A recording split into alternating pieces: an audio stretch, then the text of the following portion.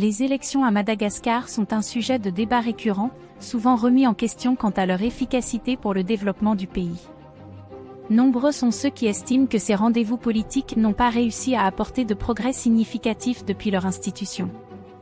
La priorité pour les Malgaches est claire, la lutte contre le banditisme et la corruption, ainsi que l'instauration d'une paix durable. Sans stabilité, aucun progrès véritable ne peut être réalisé. La sécurité est le fondement sur lequel tout le reste peut être construit.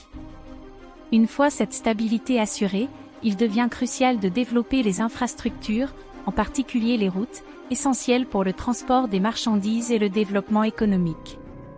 Les agriculteurs, avec un soutien adéquat, pourraient alors produire suffisamment de nourriture pour répondre aux besoins de la population. Parallèlement, le secteur énergétique doit être renforcé pour permettre l'industrialisation du pays et ainsi tendre vers l'autonomie, voire l'autarcie, étant donné les ressources naturelles abondantes dont dispose Madagascar. Une autre préoccupation majeure est le rejet des institutions étrangères qui semblent parfois plus intéressées par leurs propres intérêts que par le véritable développement du pays.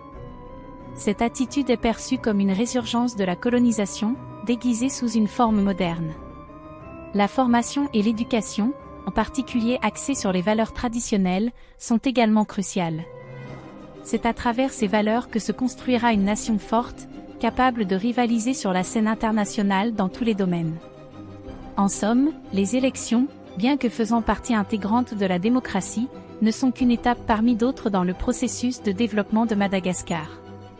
Ce qui importe avant tout, c'est l'action concrète et la vision à long terme pour le bien-être et l'avancement de la nation malgache.